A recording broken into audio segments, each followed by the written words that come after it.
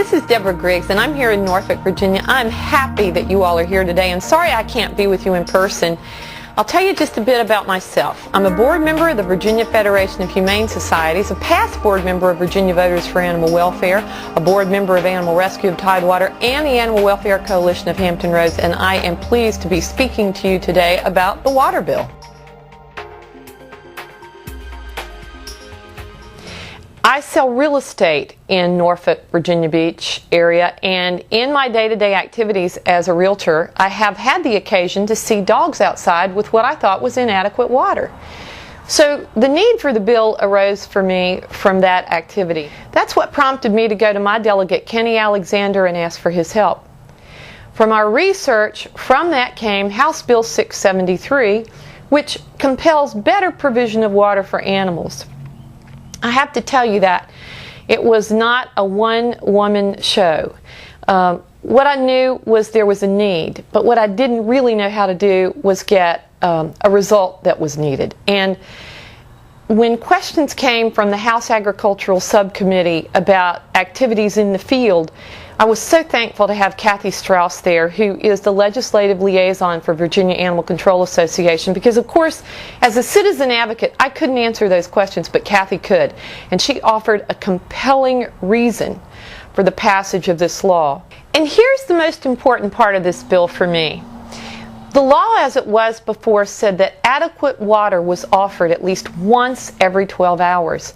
To me, that was completely inadequate, and to many judges, that could mean water bowls were empty on 90-degree days for 11 hours and 59 minutes. That doesn't work for animal advocates.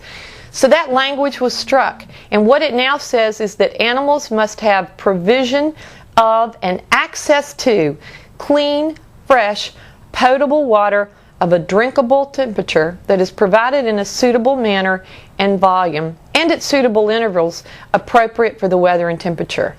What we hope this accomplishes is this: that animals will have access to water at all times. Pure and simple. The water bill. That's why it's called the water bill. Animal control will let us know as they test this law if it gets us what we want. If it doesn't, we'll go back, and we may need your help to go back.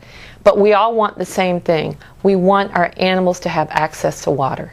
Thank you all so much for coming to this presentation today, and what I want to leave you with is something that's very important to me about the water bill. First of all, let me tell you that it came from a citizen advocate. I'm not a professional. I don't claim to be a professional. I couldn't have accomplished it without the help of professionals. But this was distinguished by the term by request. HB 73 was a by request bill. That means a citizen asked that it be introduced, and my delegate did it, and then it was incumbent upon me to work to get it passed. What I want you to understand is you can do it. I discovered the problem in my everyday job as a real estate agent. You see problems for animals in your everyday job, in your everyday life. I know that you do. And one response to that is to be frustrated and disappointed and throw up your hands. Another response is to really challenge yourself to do something and enroll others in working with you to get to the result that will make the condition better. This General Assembly session was such a lesson to all of us because of the work of so many groups who were advocates for animals who historically had not necessarily worked together. We saw the results of collective action in a way we've never seen them before. I would suggest to you that that power is available to you to get involved, to be a part of those groups, and at the end of the day, to be a citizen advocate. You can make a huge difference for the animals of Virginia.